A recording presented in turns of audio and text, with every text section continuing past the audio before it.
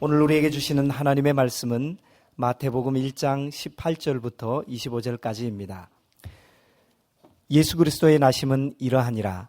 그의 어머니 마리아가 요셉과 약혼하고 동거하기 전에 성령으로 잉태된 것이 나타났더니 그의 남편 요셉은 의로운 사람이라 그를 드러내지 아니하고 가만히 끊고자 하여 이 일을 생각할 때에 주의 사자가 현몽하여 이르되 다윗의 자손 요셉아 내 아내 마리아 데려오기를 무서워하지 말라. 그에게 잉태된 자는 성령으로 된 것이라. 아들을 낳으리니 이름을 예수라 하라. 이는 그가 자기 백성을 그들의 죄에서 구원할 자이심이니라 하니라. 이 모든 일이 된 것은 주께서 선지자로 하신 말씀을 이루려 하심이니 이르시되 보라 처녀가 잉태하여 아들을 낳을 것이요 그의 이름은 임마누엘이라 하리라 하셨으니 이를 번역한즉 하나님이 우리와 함께 계시다 함이라. 요셉이 잠에서 깨어 일어나 주의 사자의 분부대로 행하여 그의 아내를 데려왔으나 아들을 낳기까지 동침하지 아니하더니 나음의 이름을 예수라 하니라. 아멘. 먼저 주님 오신 성탄의 기쁨과 은총이 교우님들의 가정과 일터에 충만하시기를 축원드립니다. 오늘의 본문은 마리아의 예수님 잉태에 관한 증언입니다. 18절을 보시겠습니다. 예수 그리스도의 나심은 이러하니라. 그의 어머니 마리아가 요셉과 약혼하고 동거하기 전에 성령으로 잉태된 것이 나타났더니 갈릴리 빈민촌 나사렛에 마리아라는 이름의 처녀가 살았습니다.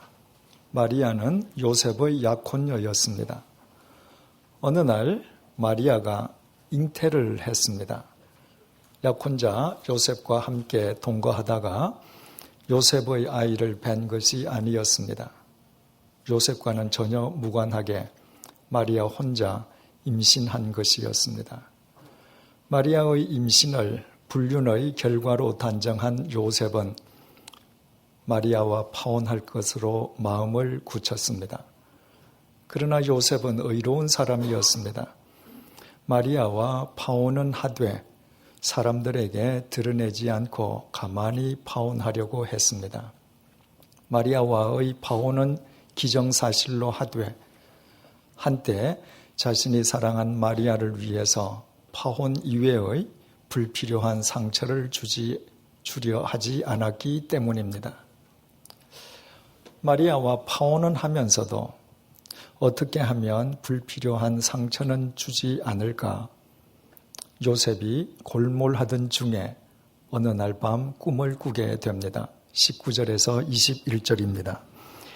그의 남편 요셉은 의로운 사람이라 그를 드러내지 아니하고 가만히 끊고자 하여 이 일을 생각할 때에 주의 사자가 현몽하여 이르되 다윗의 자손 요셉아 내 아내 마리아 데려오기를 무서워하지 말라. 그에게 잉태된 자는 성령으로 된 것이니라. 아들을 낳으리니 이름을 예수라 하라. 이는 그가 자기 백성을 그들의 죄에서 구원할 자이심이라 하니라. 요셉의 꿈에 나타난 천사는 요셉에게 말하기를 마리아가 임신한 것은 마리아가 불륜을 저질렀기 때문이 아니라 성령님의 능력으로 죄인을 죄에서 구원해내실 예수님을 잉태한 것이라고 밝혀주었습니다. 처녀 혼자 아이를 낳는 인류 역사 이래 최초이자 최후인 유일무이한 초월적 사건이었습니다. 만약 우리에게 이런 일이 일어난다면 우리는 어떻게 하겠습니까? 내 약혼자가 나도 모르게 임신을 했습니다. 그런데 어느 날 밤 꿈에 천사가 나타나서 내 약혼녀는 성령의 능력으로 하나님의 아들을 잉태했으니 아무 의심 없이 받아들이라고 말을 합니다. 그 경우에 어떻게 하겠습니까? 천사가 내 앞에 직접 나타난 것이 아닙니다. 꿈에서 보았을 뿐입니다. 그 경우라면 개꿈이야. 이렇게 단정하고 우리의 뜻대로 행하려 하지 않겠습니까? 그러나 요셉은 우리와는 달랐습니다. 24절에서 25절입니다. 요셉이 잠에서 깨어 일어나 주의 사자의 분부대로 행하여 그의 아내를 데려왔으나 아들을 낳기까지 동침하지 아니하더니 나음에 이름을 예수라 하니라. 요셉은 꿈에 나타났던 천사의 말을 곧이곧대로 믿고 임신한 약혼녀 마리아와 그의 태 속에 있는 아이까지 의심 없이 받아들였습니다. 그리고 때가 차서 마리아가 아이를 낳자 꿈속에서 천사가 지시했던 대로 태어난 아이의 이름을 예수라고 지어 주었습니다. 약 30여 년 전 현재의 예능 교회인 연예인 교회가 막 태동될 시기의 일입니다. 당시 하용조 전도사님께서 코미디언 구봉서 선생님의 댁에서 오늘 본문에 대한 성경 공부를 인도하셨습니다. 그런데 참가자 중에 한 사람이 하용조 전도사님에게 집요하게 질문 공세를 펼쳤습니다. 처녀가 아이를 낳다니 그게 말이 되느냐? 아무리 성령의 능력으로라고 하지만 상식적으로 그런 일이 있을 수 있느냐?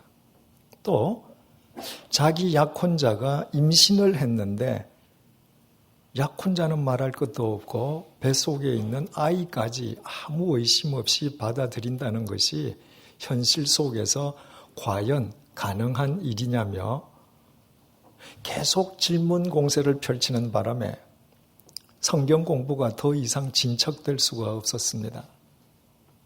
참다 못한 구봉서 선생님이 그분에게 이렇게 말을 했다고 합니다. 지 서방이 괜찮다는데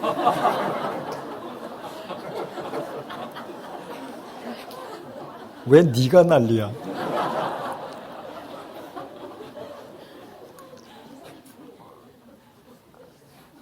정말 촌철살인 같은 지적입니다. 요셉이 살았던 시기와 공간으로부터 2000년이 지난 지구 반대편에서 살고 있는 요셉과는 아무 상관도 없는 사람마저 받아들일 수 없는 상황을 장 본인인 요셉은 오직 믿음으로 받아들였습니다.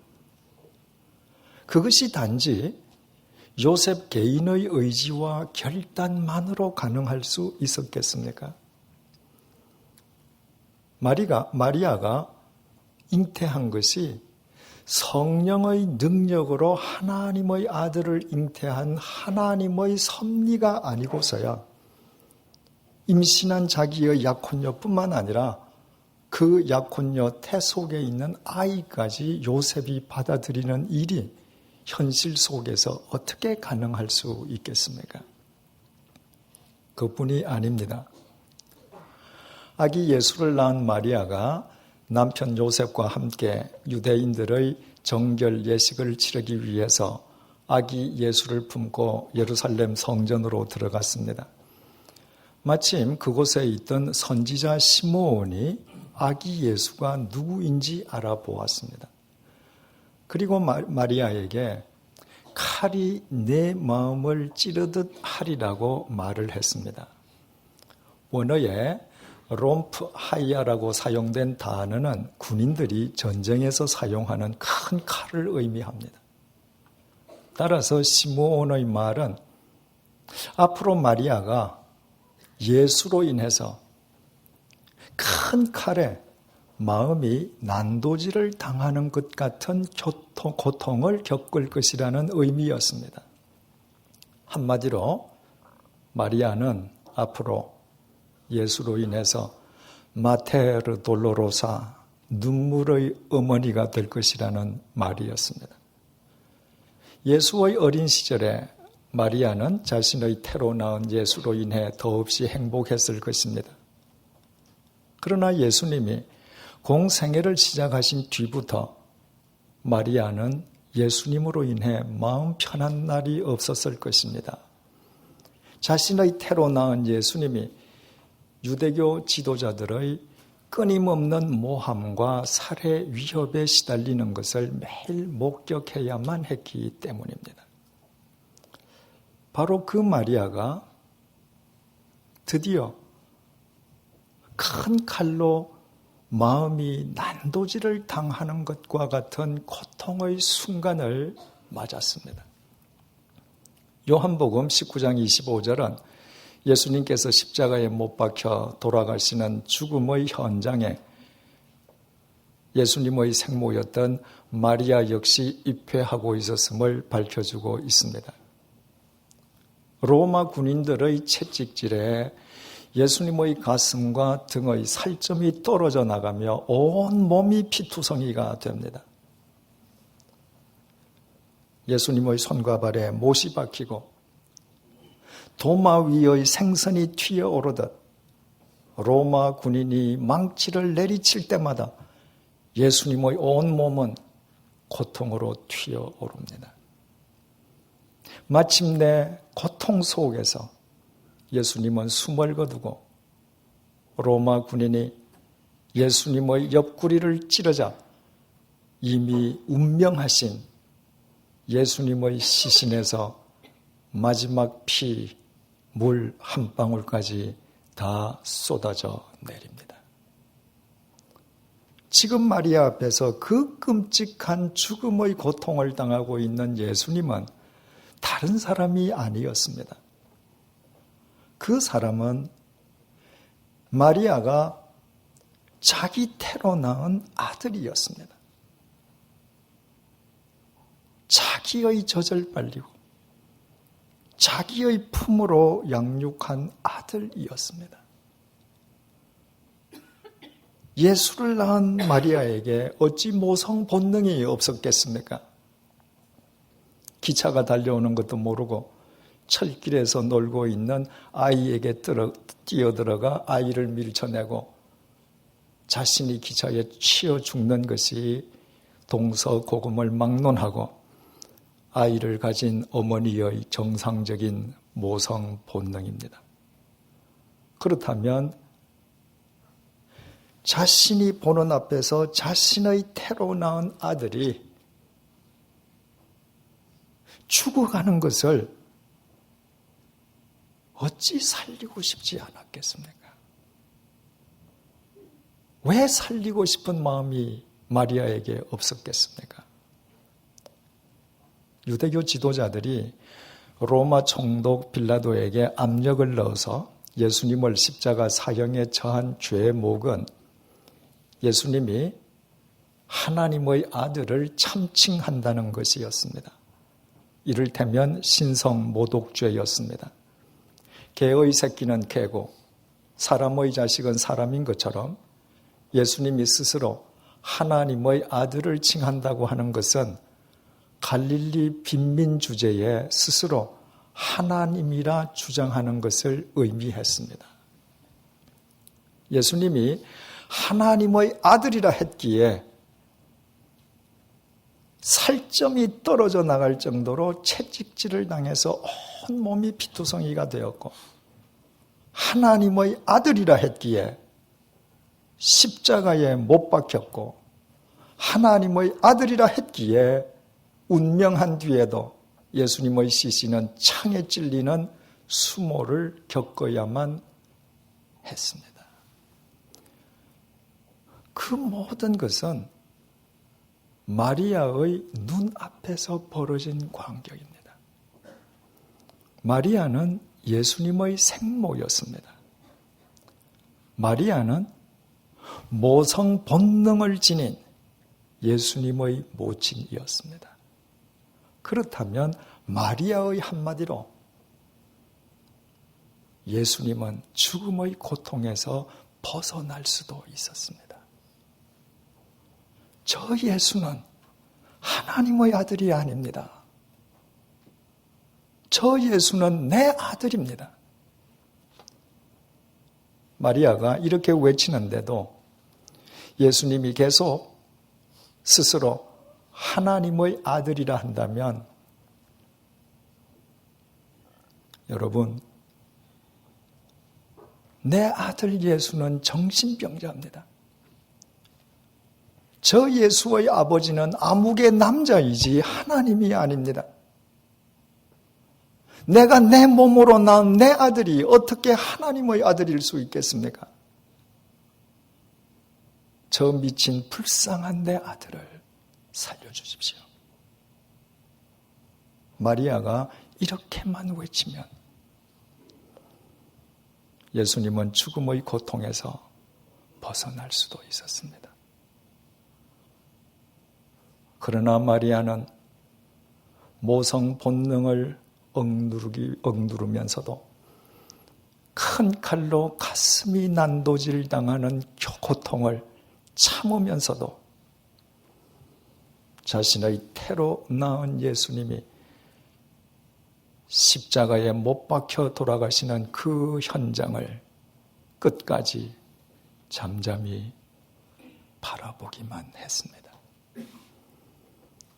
비록 자신의 태로 예수님을 낳긴 했지만 자신의 젖을 빨리고 자신의 품으로 양육하긴 했지만 그러나 예수님이 실은 자기 아들은 아니었기 때문입니다. 자신의 태로 낳은 예수님은 성령님의 능력으로 잉태되신 하나님의 아들이심을 이 세상 사람 아무도 알지도 믿지도 못해도 마리아 자신만은 분명하게 알고 있었습니다. 그러므로 예수님이 하늘에서 뚝 떨어지지 않고 예수님에게 생모가 있었고 그 생모가 자신의 태로 낳은 아들이 십자가 죽음으로 처형당하는 그 현장에서 저 예수는 하나님의 아들이 아니고 내 아들이고 내 아들이라고 소리치지 않았다는 것보다 예수님의 하나님 아들 되심의 더 좋은 증거는 없습니다. 그래서 본문 22절에서 23절이 이렇게 증언합니다. 이 모든 일이 된 것은 주께서 선지자로 하신 말씀을 이루려 하심이니 이르시되 보라 처녀가 잉태하여 아들을 낳을 것이요 그의 이름은 임마누엘이라 하리라 하셨으니 이를 번역한즉 하나님이 우리와 함께 계시다 함이라. 2000년 전 마리아의 몸을 통해 인간의 몸을 입고 이 땅에 오신 예수님께서 우리와 함께 하시기 위해 오신 성자 하나님, 곧 임마누엘 하나님이셨습니다. 하나님께서 언제나 우리와 함께 하시기 위해 비천한 인간의 몸을 입고 이 땅에 오신 분이 2000년 전 베들레헴 외양간의 구유에서 태어나신 예수님이셨습니다. 세상의 모든 종교는 인간이 신을 찾아가는 끝없는 여정입니다. 그래서 인간은 끝이 보이지도 않는 구도의 길을 걸어가야만 합니다. 그러나 임마누엘 하나님이신 예수님께서는 마리아의 몸을 통해 인간의 몸을 입으시고 인간의 역사 속으로 직접 들어오셨습니다. 그리고 우리의 죄값을 대신 치러주시기 위해 십자가의 제물이 되심으로 죽음에서 생명으로, 찰나에서 영원으로, 심판에서 구원으로, 땅에서 하늘로, 어둠에서 빛으로 이어지는 길이 되어 주셨습니다. 그래서 우리는 그분 안에서 그 길을 쫓으며 새로운 삶, 영원한 삶을 살 수 있습니다. 예수님께서는 임마누엘 하나님이시지 않습니까? 그렇다면 하나님께서 몸을 입고 오실 필요가 있더라도 하늘에서 그냥 인간의 몸을 입으시고 강림하시면 간단할 일을 왜 굳이 마리아의 몸을 통해서 이 땅에 오시는 번거로운 과정을 거치신 것입니까?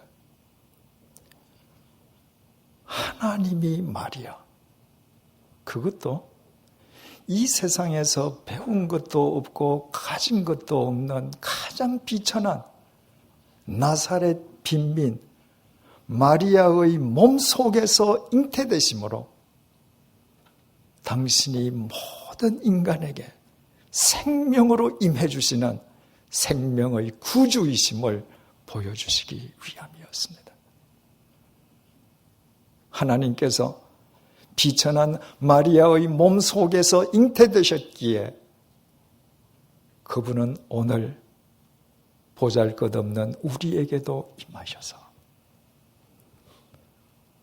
당신이 십자가의 부활과 죽음으로 닦으신 그 구원의 길, 그 생명의 길, 그 하늘의 길, 그 영원한 길, 그 빛의 길 위로 우리를 인도하고 계십니다.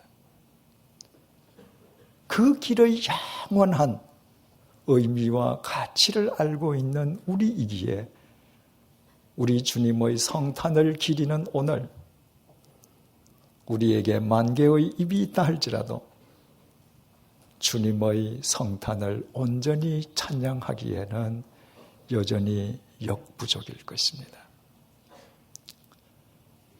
아시다시피 지난달에 저는 두바이 한인교회 창립 30주년 기념 집회에 다녀왔습니다.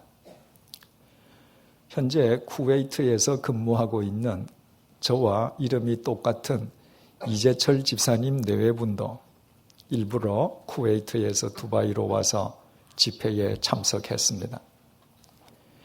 객지에서 오랜만에 만난 이재철 집사님이 쿠웨이트에서 자신이 겪은 경험담을 들려주었습니다. 쿠웨이트에서 오래도록 거래해 오던 쿠웨이트인 친구와 어느 날 식사를 하게 되었습니다. 그 쿠웨이트인은 두말할 것도 없이 이슬람교 신자였습니다. 평소에 격이 없이 지내던 터라 이재철 집사님이 그분에게 하루에 5번씩 기도하면서 율법을 행하려 하는 것이 힘들지 않느냐고 물었습니다. 그분은 힘들고 피하고 싶을 때가 많다고 대답을 했습니다. 이 집사님이 그런데도 왜 억지로 그렇게 사느냐고 묻자 천국에 이를 수 있도록 혹 신의 은택을 얻을 수 있을까 해서라고 했습니다. 이재철 집사님이 다시 당신이 그렇게 살면 당신이 죽었을 때 당신은 어디로 가게 되느냐고 물었습니다. 그분은 자신은 분명히 지옥으로 갈 것이라고 답을 했습니다. 이유인즉 아무리 율법을 행하려 해도 자신이 짓는 죄가 더 많기 때문이라고 했습니다. 신실한 이슬람교 신자라는 그 쿠웨이트인의 답변 속에서 저는 인간의 죄값을 대신 치러주시는 구원자가 없는 종교의 한계를 보았습니다. 인간의 죄값을 대신 치러주는 구원자 없이 무서운 율법만 있는 곳에는 구원은 없고 도리어 죄인만 양산될 뿐입니다. 두바이에서 일정을 마친 저는 사우디아라비아의 리야드로 갔습니다. 이슬람 세계의 자유한 구실을 하기에 서방 세계의 도시와 아무 차이가 없는 두바이와는 달리 이슬람교의 종주국인 사우디아라비아는 모든 면에서 완전 무결하게 달랐습니다. 비행기가 리야드 공항에 도착한 뒤에 제 아내는 비행기에서 내림과 동시에 우리에게는 차도르라고 알려져 있는 검은 천으로 만들어진 겉옷 아바야를 입어야만 했습니다. 외국인 여자라 할지라도 이슬람의 율법을 따라서 아바야를 입지 않으면 종교 경찰 무타와로부터 회초리를 맞아야 했습니다. 길거리 어디를 가도 길에서 여자를 만날 수가 없었습니다. 여자는 혼자 다닐 수 없다는 이슬람 율법 때문이었습니다. 여자는 운전을 할 수도 없었습니다. 여자는 장사를 할 수도 없기에 여자의 속옷을 파는 가게 점원도 남자였습니다. 여자는 식당이나 커피숍에도 혼자 들어갈 수가 없었습니다. 식당이나 홀에는 남자만 들어갈 수 있었습니다. 가족을 동반한 여자는 반드시 가족과 함께 별도의 출입구가 나 있는 패밀리 섹션으로만 들어가야 했습니다. 저는 제 아내와 함께 스타벅스의 패밀리 섹션으로 들어가 보았습니다. 남자들이 앉는 바깥쪽 홀과는 완전 별개의 공간인 그 속에서조차 서로 다른 가족과 눈이 마주치지 않도록 테이블마다 카텐으로 가리도록 되어 있었습니다. 하루에 5번씩 기도 시간을 알리는 스피커의 요란한 소리는 기도 시간이 될 때마다 온 거리를 뒤덮었습니다.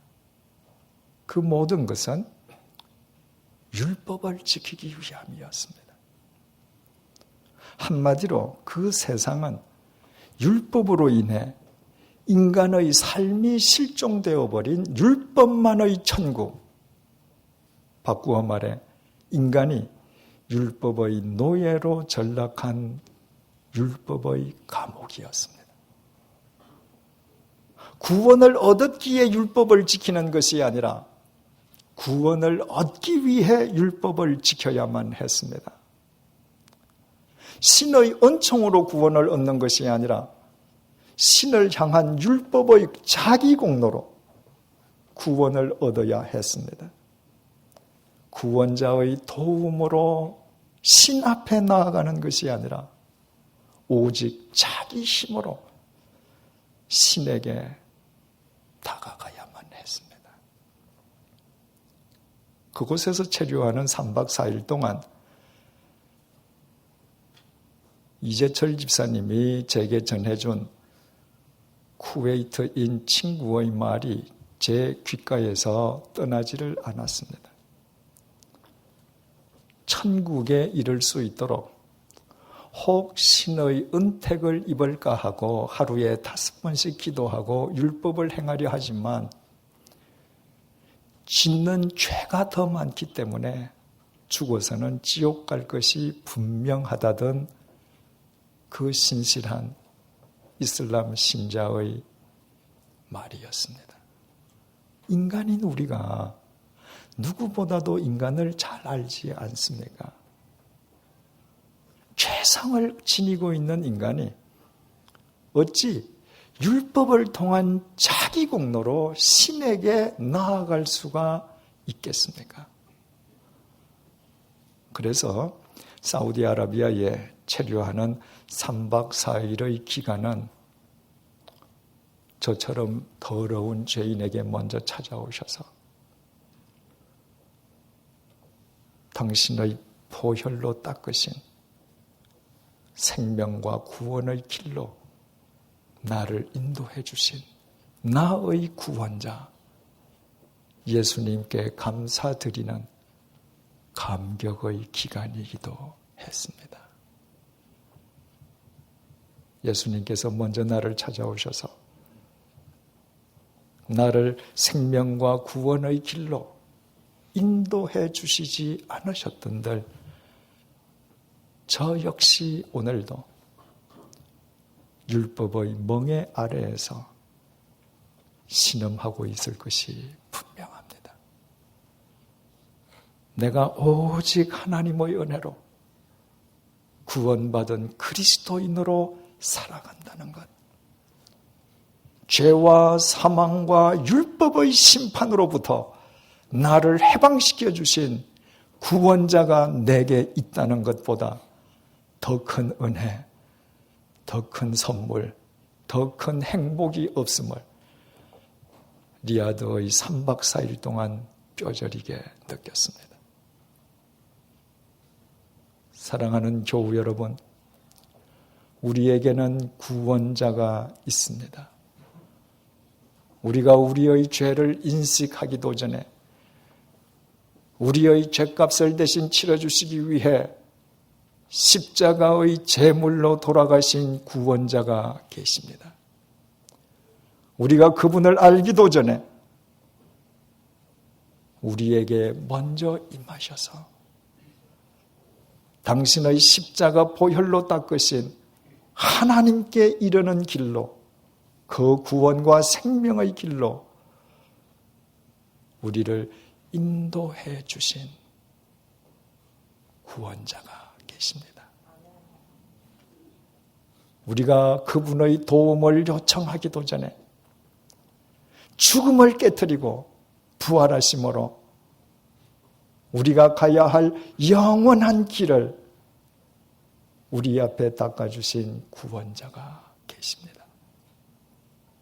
그분은 십자가 위에서 이미 구원을 이루셨고 우리를 이미 구원해 주셨고 죄와 사망과 율법의 심판으로부터 우리를 해방시켜 주셨습니다.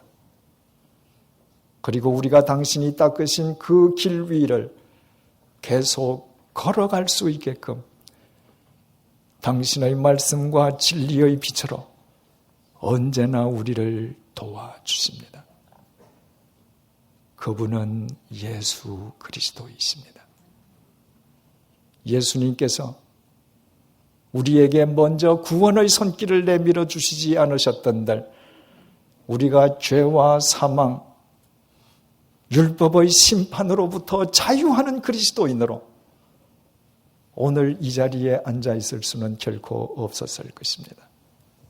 우리가 그분을 우리 인생의 주인으로 모시고 그분의 말씀을 쫓으려 하는 것은 구원을 얻으려 함이 아니라 그분이 이미 우리를 구원해 주셨기에 더 이상 허망하게 우리의 삶을 갉아먹지 아니하고 구원받은 그리스도인답게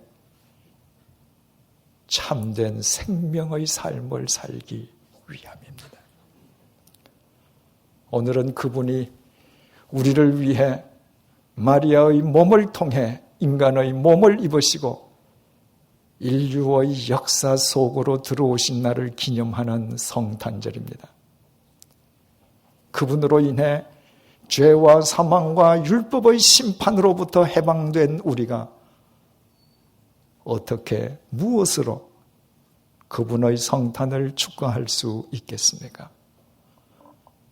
우리 속에 임해 계신 그분이 명실공히 우리 인생의 주인이 되시게끔 우리 자신을 그분께 온전히 드리는 것입니다. 그분의 인도하심 속에서 그분이 닦으신 길을 걸어가며 그 길 위에서 그분의 사랑과 생명을 세상으로 흘려보내는 그분의 통로가 되는 것입니다.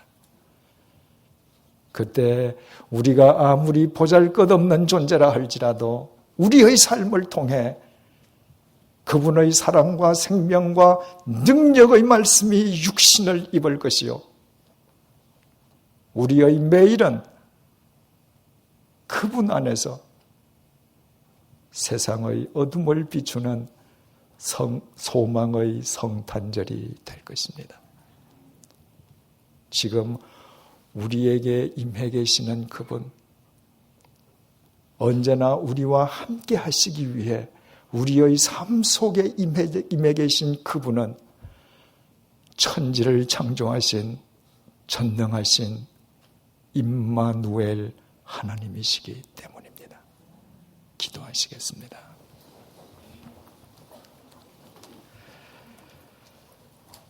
임마누엘 하나님께서 인간의 역사 속으로 들어오셔서 우리 개개인의 삶에 먼저 임해 주셔서 감사합니다. 하나님께서 십자가 위에서 우리의 죄값을 치르심으로 우리를 먼저 구원해 주셔서 감사합니다. 하나님 앞에서 보잘것도 없고 더욱이 그 어떤 공로도 없는 우리의 구원자가 먼저 되어주셔서 감사합니다. 죄와 사망과 율법의 심판으로부터 우리를 먼저 해방시켜 주셔서 감사합니다.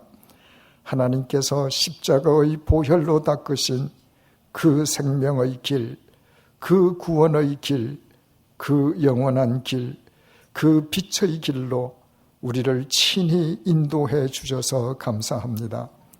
오늘 임마누엘 하나님께서 마리아의 몸을 통해 인간의 역사 속으로 들어오신 날을 기념하는 성탄절을 맞아 우리 속에 이미 임해 계신 주님께 우리 자신을 온전히 내어드립니다. 우리의 손과 발을 주님께 드립니다. 우리의 눈과 귀를 주님께 드립니다. 우리의 마음과 영혼을 주님께 드립니다. 우리의 삶이 주님의 사랑과 생명을 세상으로 흘려보내는 주님의 통로가 되게 해 주십시오. 우리의 일거수일투족을 통하여 주님의 사랑과 생명과 능력의 말씀이 육신을 입게 해 주십시오. 주님 안에서 그렇게 살아가는 우리의 삶이 매일 이 세상을 밝히고 맑히는 소망의 성탄절이 되게 해 주십시오. 언제나 우리와 함께 해 주시기 위해 우리에게 임해 계신 임마누엘 하나님이신 예수님의 이름으로 기도드립니다. 아멘.